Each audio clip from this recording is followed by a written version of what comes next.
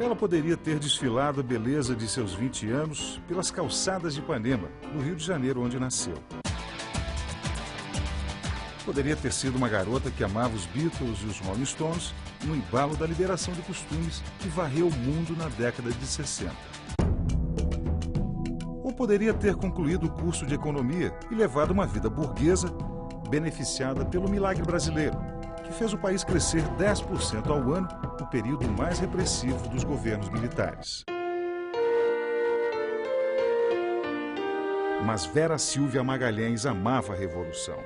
E como tantos jovens de sua época, não admitia viver sob a ditadura implantada pelo golpe de 64. Nenhum deles, porém, foi tão longe. Ela pegou em armas, assaltou bancos, trocou tiros com forças de segurança e sequestrou o embaixador do país mais poderoso do mundo. Viu o companheiro tombar a seu lado quando tentavam escapar de um cerco policial. E a peruca que usava para se disfarçar nos assaltos a transformou em personagem de primeira página nos jornais populares. Era a Loura 90, que empunhava 2 revólveres calibre 45. Acabou baleada, presa, torturada e banida do país que queria libertar.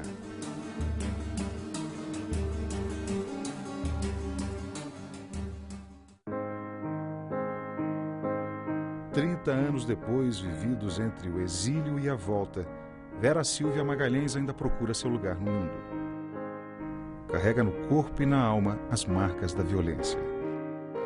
E se pergunta o que fazer agora, de tanta ousadia e tanta generosidade, de tanta coragem e tanta ternura. Eu já pertencia a uma família assim, de esquerda. Meu pai era mais para o comunista, né, no sentido tradicional do termo, PCB. Minha mãe não era exatamente, ela não tinha uma definição clara, mas ia bastante de acordo, né, com as ideias dele. E quando eu já comecei a viver na minha casa, era uma confusão de reunião, de sargento, de não sei o quê. Era realmente, eu nasci de uma forma que dificilmente eu não seria de esquerda. E eu, com 11 anos, meu tio Carlinhos, me deu de presente o Manifesto Comunista. Daí meu pai disse, ela não vai entender. E a minha irmã, 13, para as duas. Foi uma literatura, claro, difícil, mas eu me encantei, né? Proletários do mundo, univos, né? Eu me encantei, achei uma coisa bonita. Aí saí dando as minhas bicicletas. Eu entendi aquilo do tio Carlinhos, que eu tinha que ficar despossuída, né? Como eu era uma filha de classe média alta, né? Nós tínhamos uma vida bastante boa. Meu pai ganhava bem, né? Eu tinha um tio que era ministro, a gente tinha uma vida boa.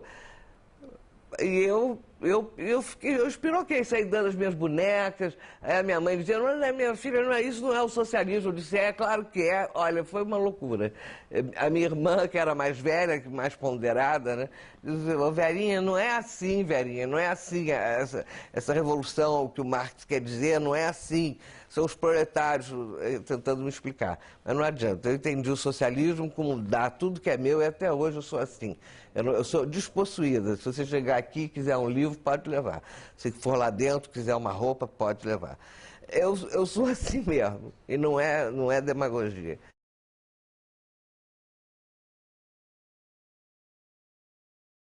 A gente fazia o que queria. Eu era do Grêmio, né? Eu era do setor cultural do Grêmio. A minha irmã do teatro. Meus amigos eram todos comunistas, né? A gente botava para quebrar. Eu escrevi um artigo no Jornal Mural que era Ser Revolucionário. Era mais ou menos dar as bicicletas, dar os cadernos, o que eu achava que era ser revolucionário, passar fome. Quer dizer, claro que não era isso, né? Mas eu estou dizendo, ele deixava. Tinha um outro amigo meu que como é a educação na União Soviética. Ele pesquisou, fez um artigo. Então, realmente, o ambiente do Andes propiciou uma decolagem mesmo para a esquerda, por incrível que pareça, porque era um colégio burguês com um preço muito alto, me lembro, mas eu não deixava de ler. era nota 10 do colégio, entendeu? No vestibular. A gente tinha uma visão de que para ser vanguarda, a gente tinha que ser perfeito, que também é uma megalomania, né?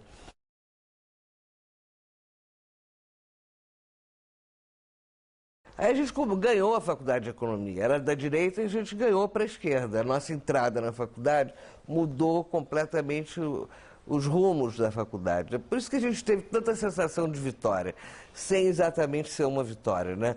A gente não percebeu que aquilo era etapas, que a gente podia levar uma grande porrada na frente como levou. A gente tinha vitórias parciais, né? Ganhava o DCE, ganhava economia, ganhava filosofia, ganhava o carro. Então, parecia que éramos realmente a marcha do Mao Tse Tung, né? Quando absolutamente não éramos. Éramos estudantes, limitados do ponto de vista social, não tínhamos integração com as classes fundamentais, que em princípio fariam uma revolução, né? Nem sempre, mas acho que estariam preparados para uma revolução. Nós éramos estudantes, né? Intelectuais, claro, em 68 ampliou um pouco, né? Com a morte do Edson Luiz.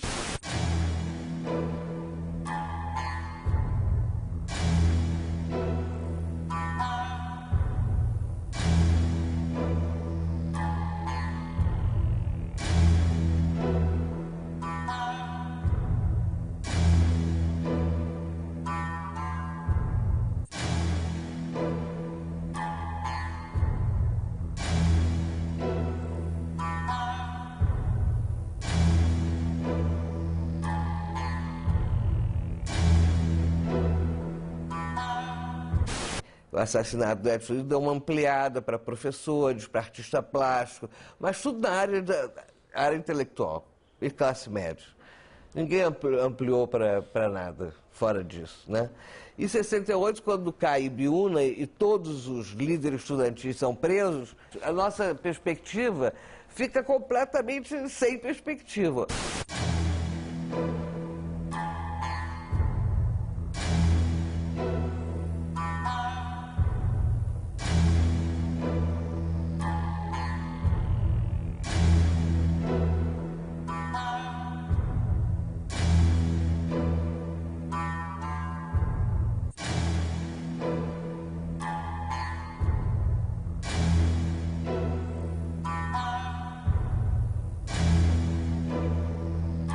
Também a gente fez a burrice de reunir toda a liderança no mesmo lugar, entendeu? É claro que a repressão ia seguir e saber onde era.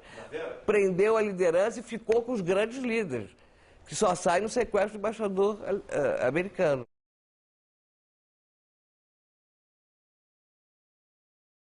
Eu, nessa época, eu era do Comitê Central. Desculpa, mas... Ai, meu Deus, é ridículo, né? Tem coisas que são ridículas. Não, eu era secretária de massas do Comitê Central. Eu dava as ordens para o Vladimir. Vê se tem algum sentido. Eu tinha 19 anos, entendeu? O Vladimir olhava para mim, tá bom, velho, tá bom. E ele fazia o que ele queria. Ele que estava em contato com a massa.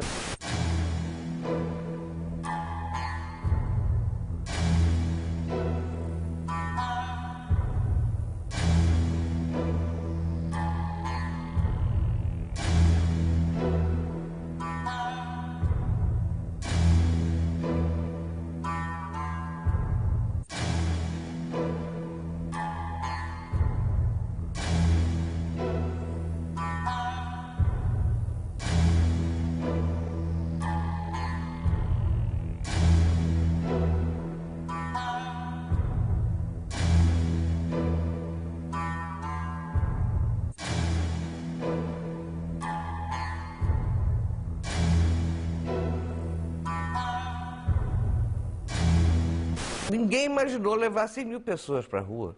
Ninguém. Aquilo foi uma apoteose, quer dizer, a gente ficou eufórico, né? E foi a única passeata pacífica. Nós já tínhamos feito milhões de passeatas do Rio, desde 64, né? Não foi uma nem duas. No Rio, São Paulo, nas grandes cidades, Nordeste, passeata atrás de passeata. Era a nossa forma de luta, era ir para a rua. Brigar dentro da faculdade, entendeu? Por bebedouro, mas ir para a rua contra a ditadura. Era essa a tática, né? A estratégia. Então a gente fazia isso continuamente, diariamente. Eu tinha vezes que eu ia todo dia para passeata, eu levava porrada, caímos, íamos para o hospital. Era uma verdadeira guerra na rua, e eles armados, né? Se bem que eles não atiravam, eles jogavam lacrimogênio, cacetada. Quando atirava era para o alto. Mas era um terror. Realmente foi o ápice da nossa vivência enquanto revolucionários, falando da vanguarda. A própria massa vibrou muito, foi realmente uma passeata, aquele discurso do Vladimir pelo socialismo, foi uma das coisas mais bonitas que eu já ouvi pelo socialismo, porque ali não se falava de socialismo, falava de ditadura. Ele abriu o campo para o socialismo, foi lindo. 100 mil pessoas era muito para o Rio de Janeiro naquela época. É muita gente. Mas depois o movimento estudantil começou a murchar. É o que a gente chamava de descenso. O descenso das férias, a gente chamava de descenso. Agora é a hora do descenso. Mas eu sempre achando que ia voltar a rebar, né? Mas a verdade é que Ibiúna foi Ibiúna, o AI-5, as duas coisas juntas foram demais para o movimento estudantil. Todo mundo foi preso, né? Ali em Ibiúna houve uma triagem, né? As lideranças ficaram 1 ano, sei lá quanto tempo, presos. Agora, o movimento estudantil se desmobilizou, porque as pessoas começaram a ficar com medo, um medo concreto da prisão, da porrada, da tortura, já foram ameaçados, né? E depois veio o AI-5, em dezembro, 13 de dezembro. Quer dizer, o AI-5 foi o golpe dentro do golpe. Né? Sobe o Garrasto Azul Médici, e aí vocês sabem que a porrada comeu. E aí ficou na vanguarda do movimento, aí já um movimento não mais estudantil, um movimento social de tomada do poder, é isso que nós queríamos, e transformação daquilo em socialismo. E que nós não éramos exatamente contra a ditadura, nós éramos contra a ditadura militar burguesa, mas nós éramos a favor da ditadura do proletariado. Isso ninguém diz, mas tem que dizer, porque faz parte da nossa história.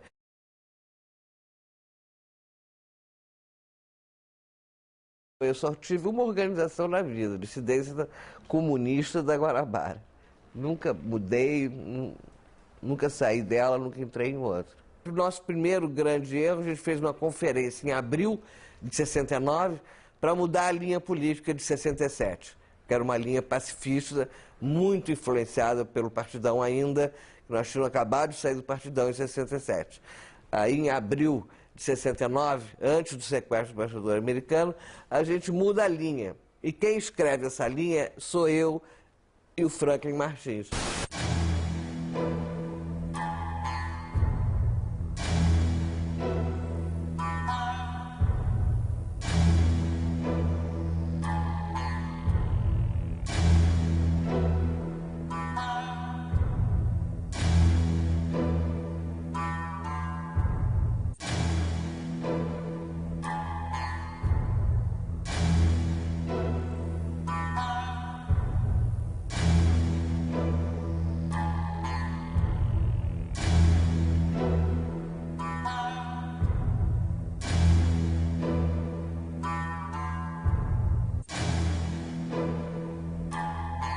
Nós éramos bem esquerdistas dentro da organização, nós éramos bem esquerdistas, bem militaristas. Aí sai uma linha militarista, aprovada pelo Congresso. Era um Congresso assim, tinha 10 pessoas, e a gente chama de Congresso. E eu fui destacada para a Frente de Trabalho Armado. Saí da direção-geral e fui para a Frente de Trabalho Armado. Realmente, eu detestava a luta armada. Ou melhor, eu nem chamo de luta armada. Hoje, olhando para trás, eu sei que aquilo não foi uma luta armada, foram ações armadas e de propaganda armada. Eu, individualmente, vou para essa tarefa porque baixaram.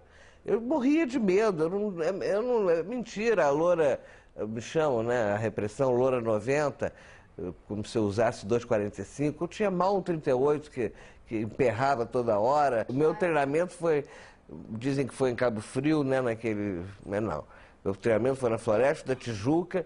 O João Lopes Salgado, que é ex-militar, treinou todo mundo. Pegou umas balas de INA, era a metralhadora que a gente usava, do Exército.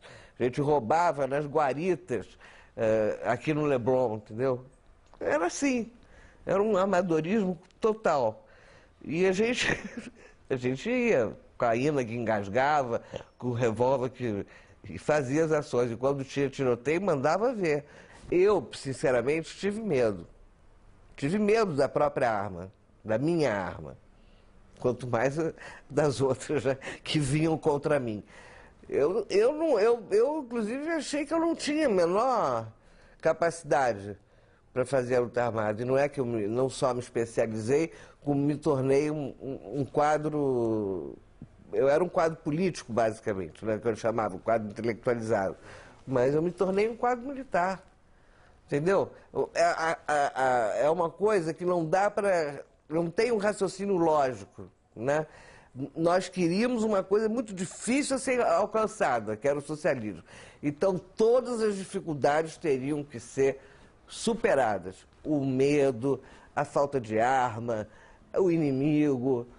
Não nos dávamos conta do isolamento político que nós estávamos. Tanto é que a gente faz o sequestro do embaixador americano, que é a coisa mais audaciosa do que essa. Qual foi a guerrilha que fez isso?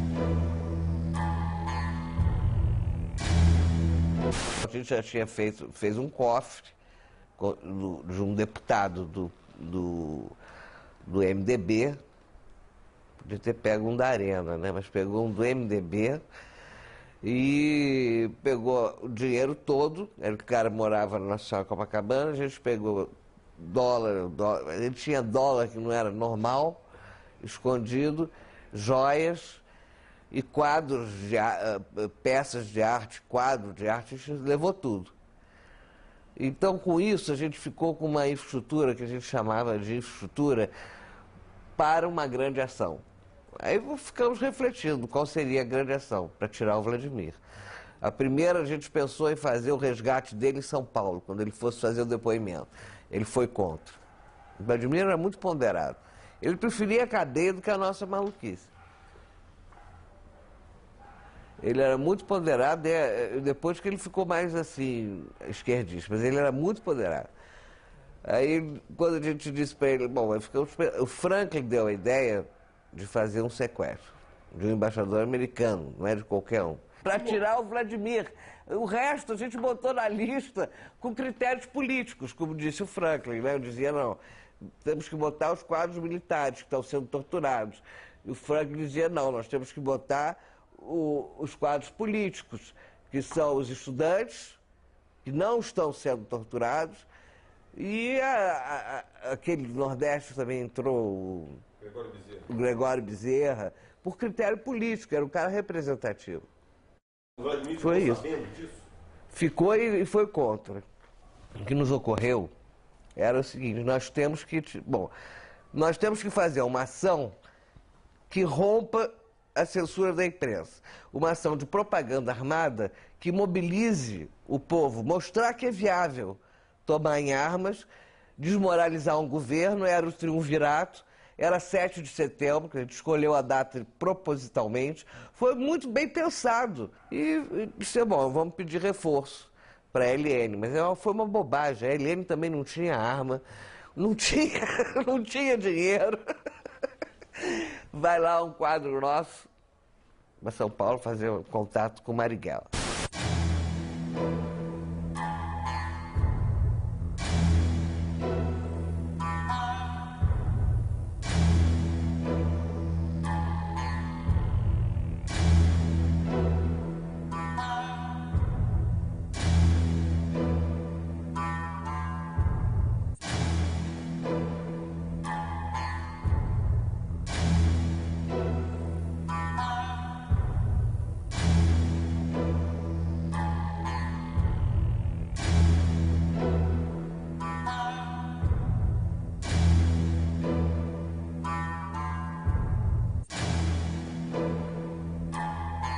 Marighella foi contra a ação do americano.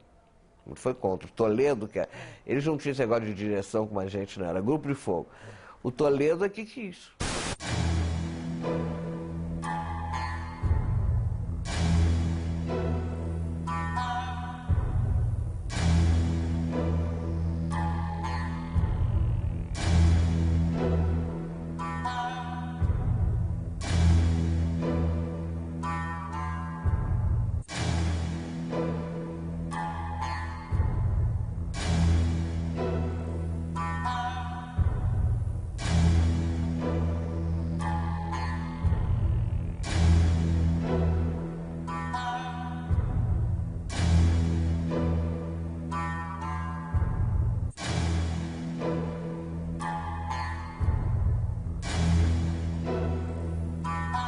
Ele é que quis a ação do americano. Porque por Marighella, ele ia lançar a guerrilha rural nos próximos meses. E com o Jonas.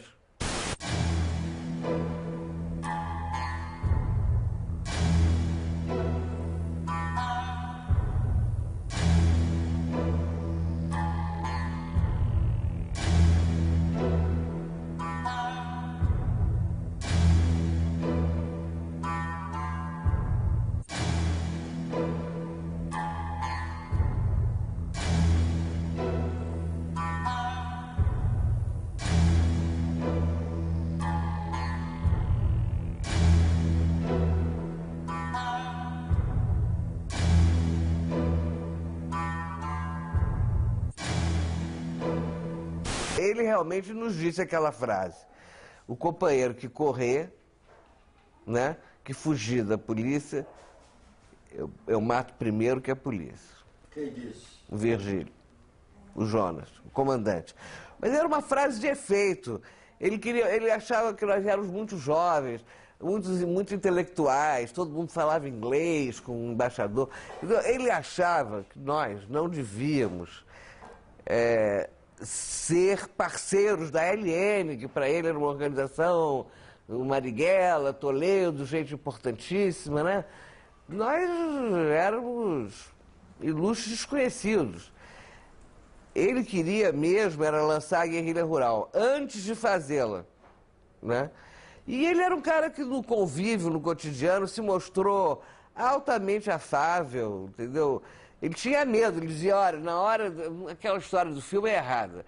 Se alguém fosse matar o embaixador, seria o Jonas, porque nenhum de nós queria, entendeu? Nem o Toledo. Essa coisa é muito difícil, você matar alguém. Entendeu? Nem em guerra, nem em movimento, imagine parado dentro de uma casa. É difícil. O Jonas tinha mais coragem, né? Parecia. Não sei se na hora ele vacilaria. Mas a possibilidade de matar o embaixador era quase nenhuma. A gente tinha certeza que o governo ia ceder. Aqueles vacilos que conta no filme, medo, não sabe, não houve entre nós. A dissidência escolheu a ação porque sabia que ela era certa e segura. A gente só fazia ações com alguma inteligência, algum raciocínio. Negócio de assaltar banco e tal, a gente só fez no início, uma ou duas. Brutalidade nenhuma. A gente não pegava a população civil nunca. Sempre em horas que não tinha população civil. A dissidência era particular. A nossa ideia não era mostrar a força do militarismo, era mostrar a força das ideias. Então a gente divulgava, a gente fazia panfletagem, a gente divulgava as nossas ideias. E as armas para nos proteger. Agora, de ataque, claro que é uma ação ofensiva do americano. Só que eu fiz o levantamento, foi essa a minha grande função. Eu namorei o chefe de segurança da embaixada, mas não dei, isso é mentira do filme. Eu consegui que ele me dissesse, claro, a vida dele era o embaixador. Então, em poucas perguntas, eu consegui saber hora, roteiro, placa, entrei na garagem com ele queria me namorar, evidente, uma bela moça, só que não foi possível. No dia que ele marcou o encontro, a gente fez a ação. Era importante colocar a LN por outro lado, porque o Marighella era bem conhecido, né, da repressão, não estou dizendo da população. Metemos o Marighella, né, claro, inclusive o Franklin fala que vai lançar a guerrilha rural no manifesto. O manifesto também é do Franklin. O Franklin tinha ideias geniais, mas era completamente maluco. Aí fizemos a ação. Não é, ele não tinha ideia, não parava de ter ideia. A ditadura tem 48 horas para responder de público se aceita ou não a proposta. Este prazo não será prorrogado e não hesitaremos em cumprir nossas promessas. Quem quer que permaneça torturando e matando nossos companheiros, é melhor que se prepare. Agora é olho por olho, dente por dente. A gente achava que ia realmente repercutir, né, na sociedade de tal forma que as adesões viriam à revolução. Era um ato revolucionário, né? O manifesto era um manifesto altamente esquerdista. Quem topasse, mas ninguém topou, né? Aí nós parecíamos mesmo os astronautas. Nós não conseguimos alugar uma casa, aquela casa era do Offset. O Gabeira tinha entrado na organização há pouco tempo, há uns 6 ou 7 meses. Ele era responsável pelo jornal Resistência, que era um jornal que nós tínhamos que era muito bonzinho. Pelo menos a gente queria fazer jornal, entendeu? Não era só luta armada. E ali tinha Offset. E também tinha a Kombi verde, que nós usamos no sequestro, que foi a maior bandeira para o vizinho reconhecer a casa, né? Foi a Kombi verde de um outro jornalista, que já morreu, coitado.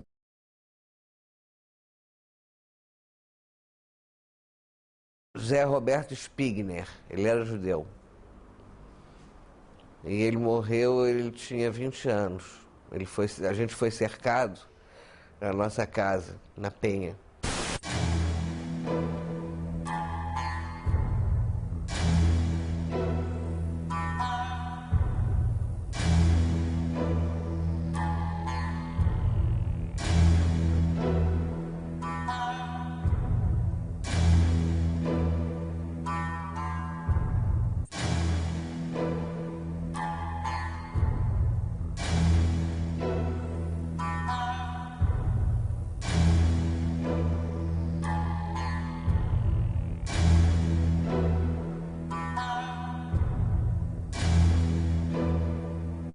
Eu já estava na geladeira, por causa do sequestro do embaixador americano. Eu só saía para fazer ação. Eu fiz a ação do Félix Pacheco, quer dizer, roubei os espelhos, né? Para a gente fazer a identidade falsa. Mas eu fiz pouca coisa. E eu tomava conta dos filhos da minha vizinha. E a minha vizinha andava com policial. Mas eu fui muito ingênua. Eu gostava de criança, eu não tinha nada para fazer, estava na geladeira. Até livro não tinha na casa, não tinha nada. Nossa casa era um horror, não tinha nem onde dormir, era aparelho mesmo. Aí eu acho que tinha uma cama para mim, para o Zé Roberto, uma cama de solteiro. E outra para o Zílio, eu acho, sei lá. Era muito... Não era casa aquilo, né?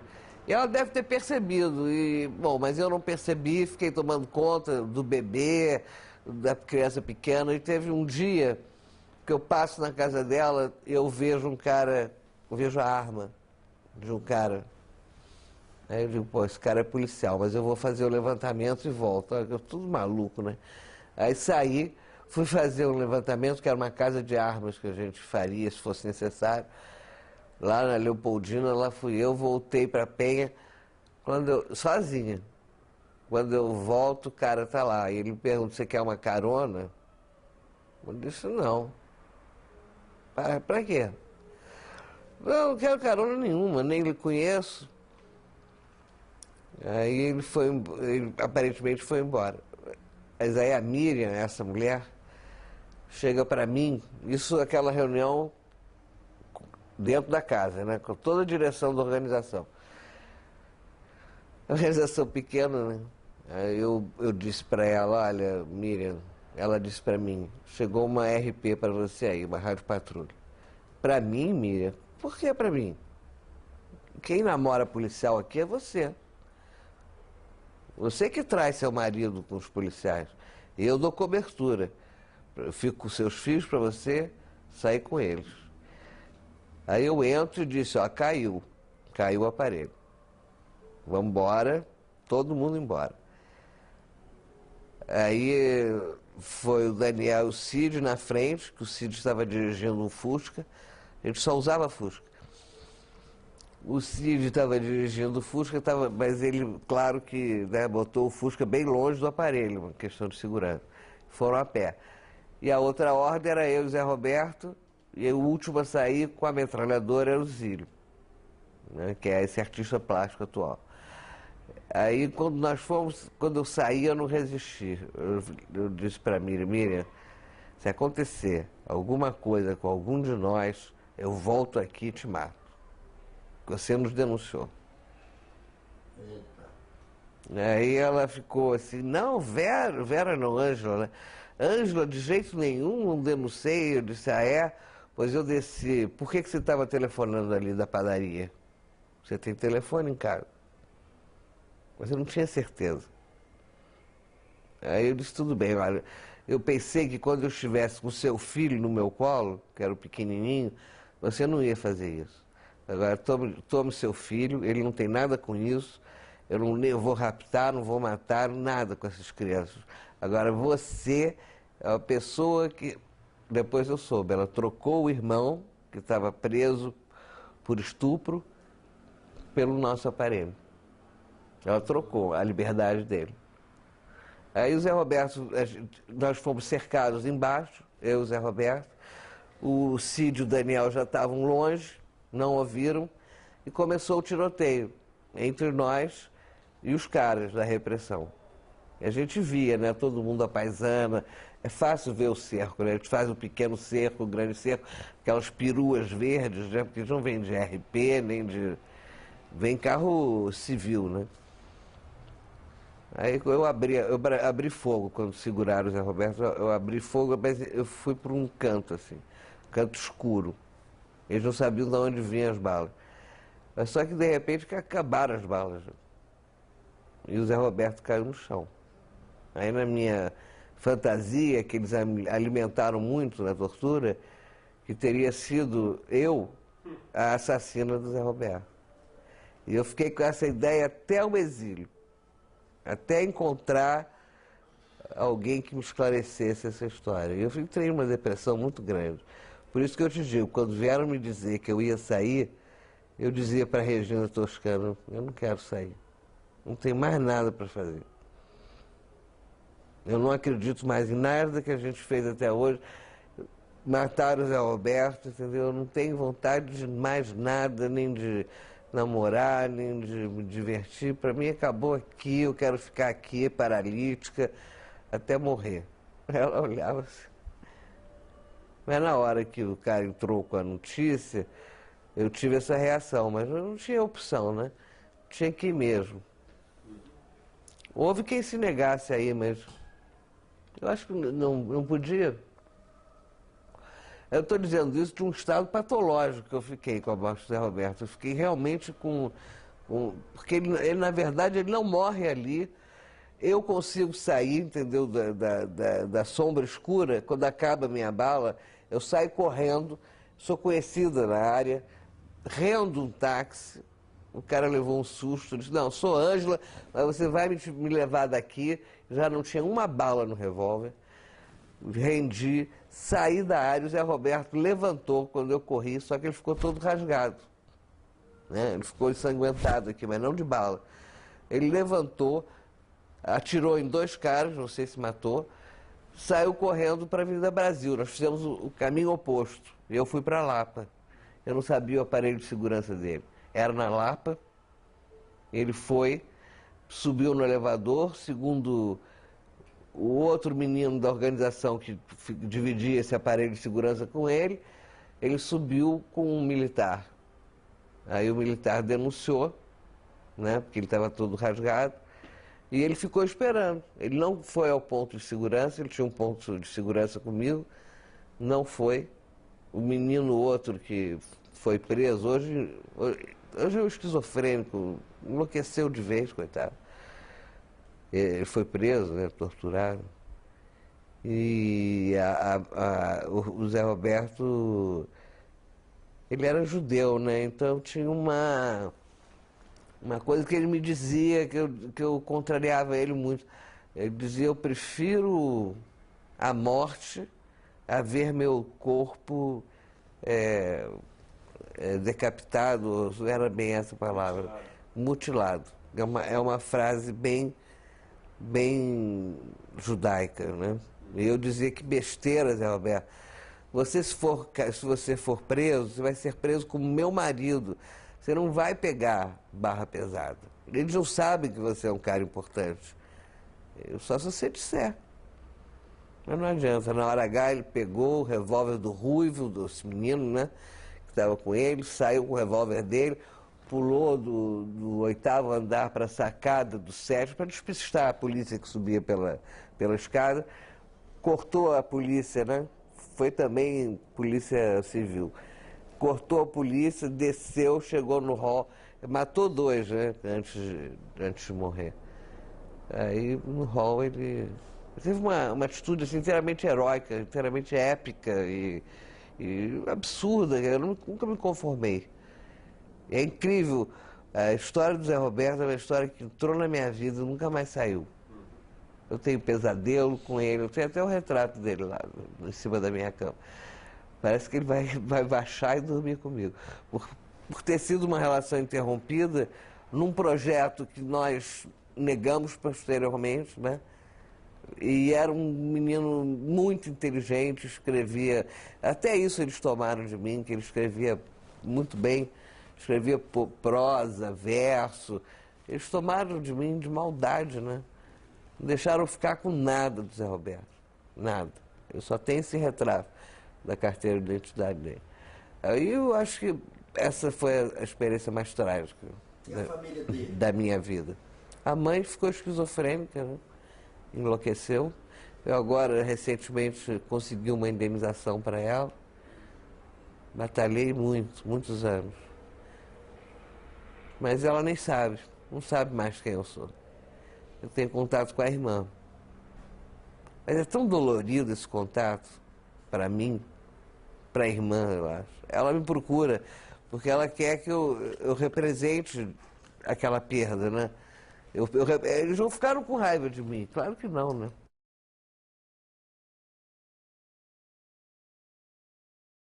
Nós fomos cercados por causa da panfletagem. Eles achavam que a gente ia fazer uma ação de banco. A gente já estava no chamado recuo da luta armada. Era uma loucura. Recuo e todos armados, entendeu? No meio da rua. Não, é muito engraçado. Realmente tem que ter humor.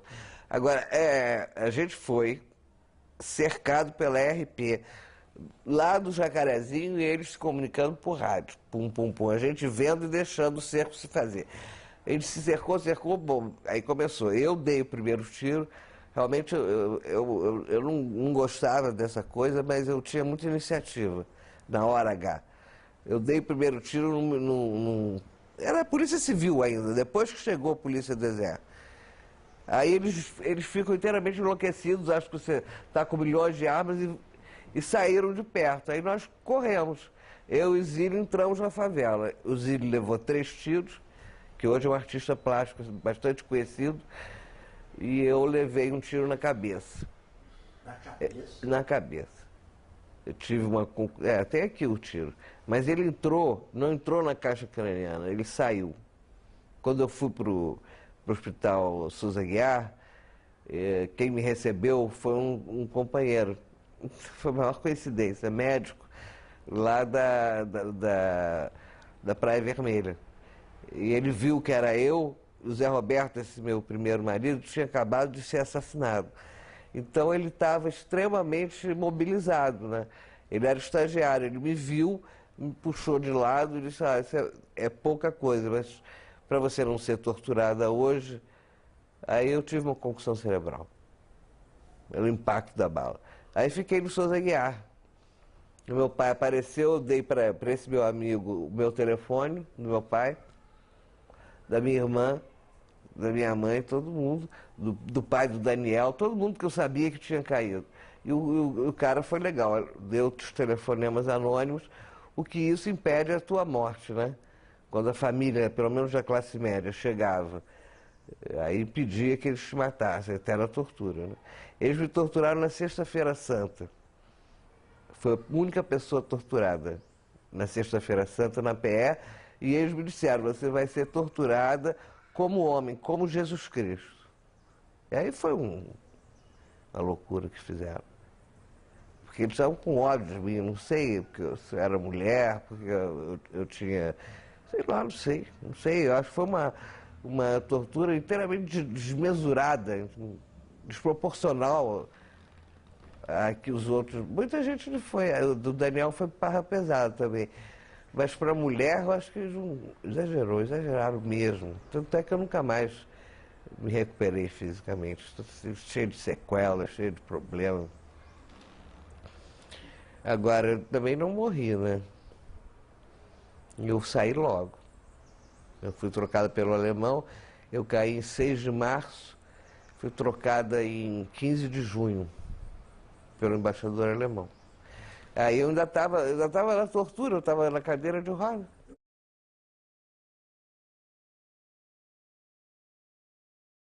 Acho que a tortura pior foi a psicológica. Não é a psicológica que não toca em você, não é isso. Mas o Amilcar Lobo foi o chefe da minha tortura.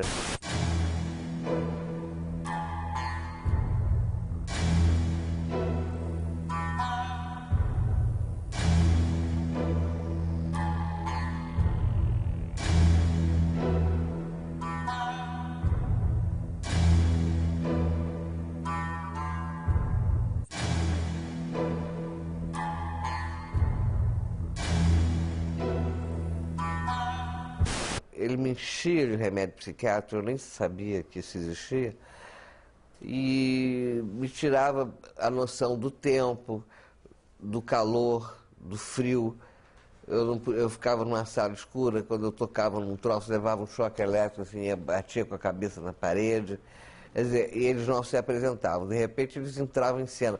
É uma mise-en-scène incrível, é uma mise-en-scène incrível, para você derrubar aquela mise-en-scène só fazendo outra. E foi o que eu fiz. Eu não derrubei. Eu não disse o que eles queriam ouvir.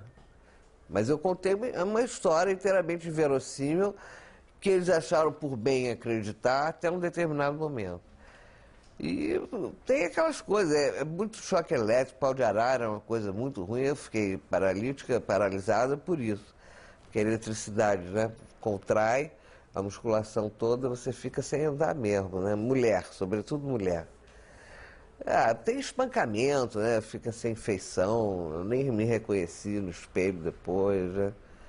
Não tem fim, é uma história sem fim, você vai, afoga aqui, choque elétrico ali, simulação de execução. Eles não param, é uma coisa assim muito bem articulada para te enlouquecer. Põe na geladeira e é um frio danado, não dão comida, tiram da cela, põe na cela, põe na coletiva, fica ouvindo o que você fala, traz para a tortura, aí você vê que eles ouviram. Olha, é uma coisa assim enlouquecedora. Enlouquecedora. Eu acho que eu, inclusive, fiquei com problemas psiquiátricos graves. Fiquei. Agora não, porque agora eu estou mais centrada, mas imediatamente na tortura eu fiquei. Fiquei muito desarticulada. Não é a informação sozinha que eles querem, né? Eles querem te destruir como indivíduo. Então é uma coisa que vai na tua autoestima, no teu orgulho, na tua dignidade. Eu fui completamente suicida. Eu os agredi como eles me agrediram. Eu achava que era a forma de eu manter a minha responsabilidade de militante. E claro que isso é suicídio, porque a porrada é muito maior, né? E esse troço de espancamento é uma coisa dilaceradora. Você pensa que é fácil? 8 homens te dando porrada. Em tudo que é canto, eu fiquei roxa. Era um hematoma. Né? Agora tem outras coisas que me queimaram também. Tem coisas que são cruéis mesmo. Arranca a unha, queima a perna.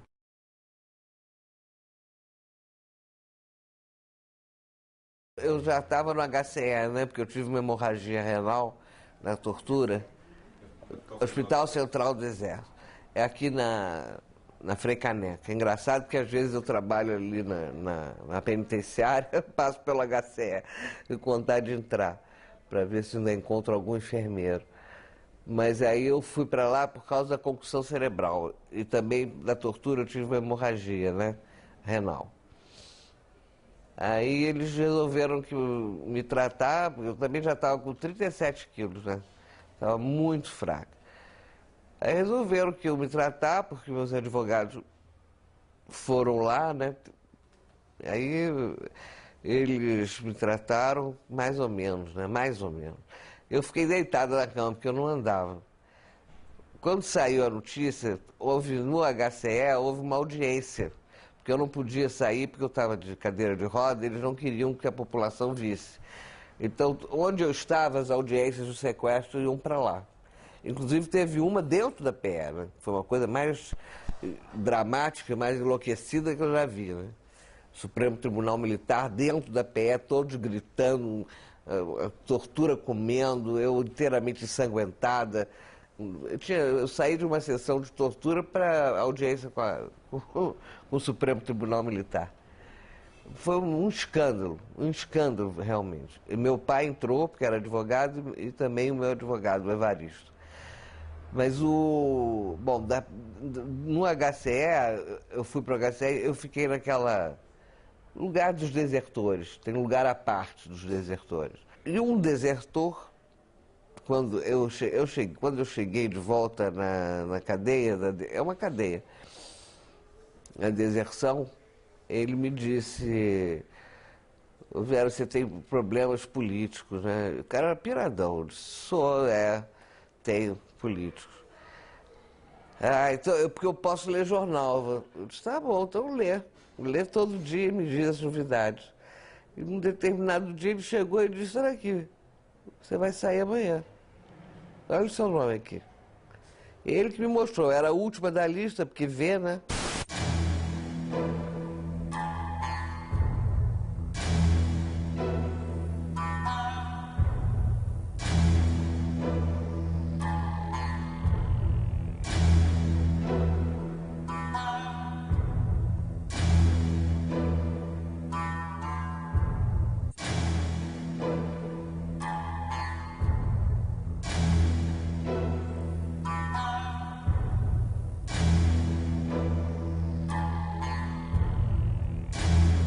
Eu estava sem andar. Aí eu disse: bom, agora que eu vou ficar sem andar mesmo. Né? Vai ser um escândalo internacional, como foi realmente. Uma menina, eu já era menina, 21 anos, né? Muito jovem, pesando 37 quilos, numa cadeira de roda. Tinham todos os jornalistas do mundo me esperando em Argel. Uma loucura. Eu fui o caso internacional de tortura da Amnesty Mundial, em 70.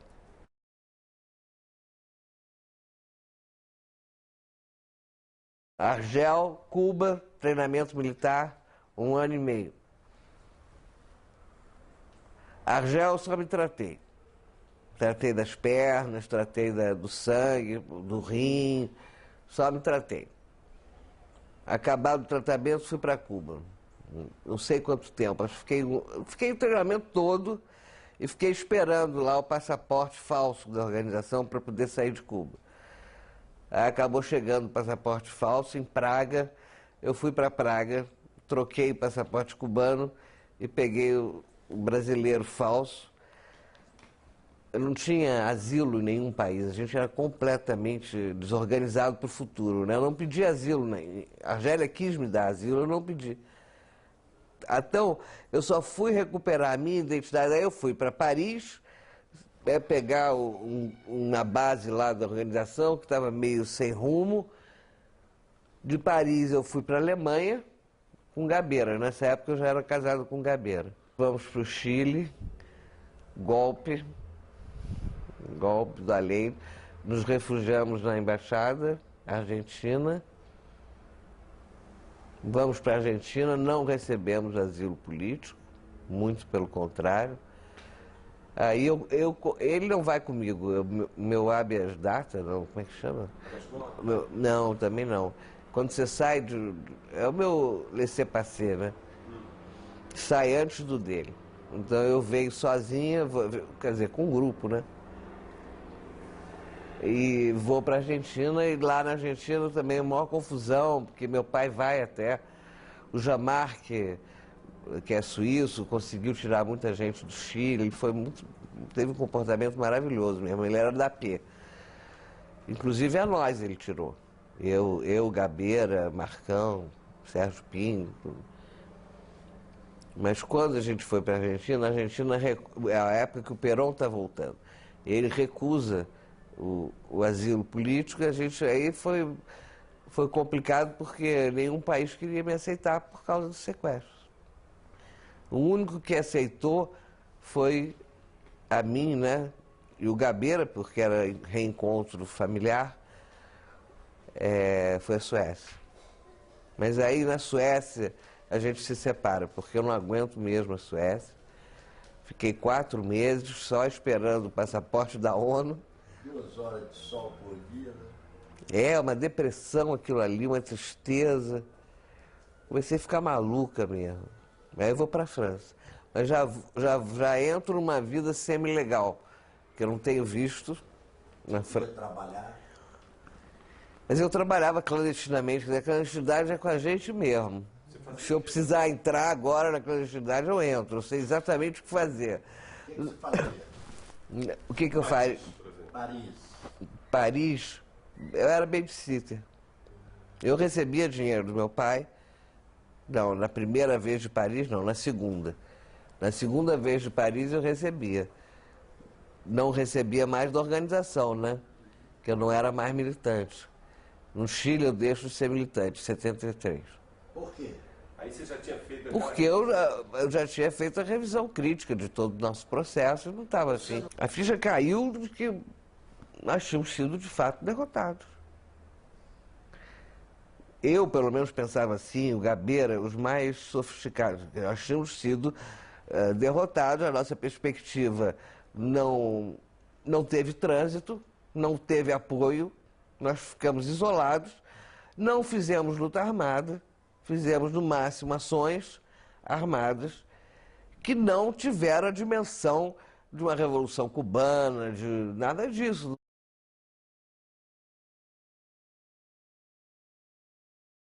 O meu retorno foi a anistia. 79. 79, o final de 79. Eu já tinha tido meu filho, né, em 78, com o Carlos Henrique Maranhão. Eu era exilado. Ele era exilado, ele era presidente do diretório de Recife, ele é pernambucano. Aí fui para Recife. Fui para um outro exílio. Custei muito a vir para o Rio. Não, eu vim ver aqui o pessoal, né? Os amigos, a família. Mas eu vim, fiquei 1 mês, fui para lá. Fiquei 4 anos lá. E aí já sem qualquer militância, sem...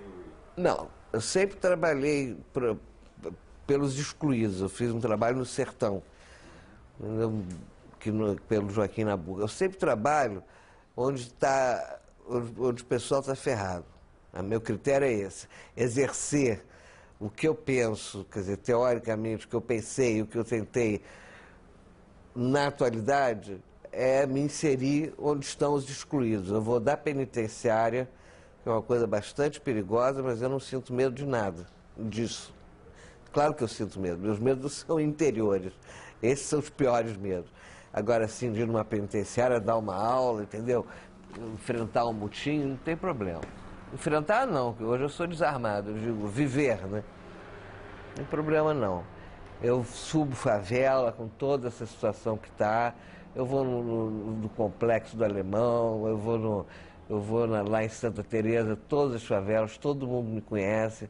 Eu dou aula o que for necessário, eu dou aula de pensamento, eu quero que as pessoas aprendam a pensar, que os excluídos aprendam por que eles são excluídos, né?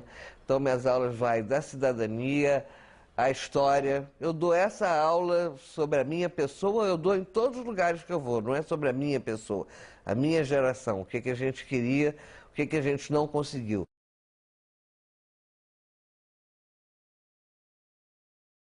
eu não acho que é uma continuidade histórica entre aquele momento e o atual. Entendeu? Apesar de alguns personagens estarem repetidos nas duas cenas. Hoje eu acho que é isso, temos possibilidade de uma democracia, do socialismo jamais. Eu acho que nós temos condições de fazer reformas num país que precisa fazer reformas. Eu não sou reformista, eu sou revolucionária, mas eu considero que, não tendo revolução para fazer, a gente faz reforma, né? Eu acho que isso o Lula tem força política para fazer e deve explorar isso, porque tem muita coisa para fazer. Foi um país que ficou 8 anos na mão do FHC e não é fácil, entendeu? O PSDB ele tinha uma estratégia bastante antinacional, bastante empobrecedora do país, uma pauperização crescente. Quer dizer, hoje você tem um governo que tem como programa eliminar a fome, não é eliminar não, né? Combater, né? Combater a fome, eu já acho no Brasil um grande avanço.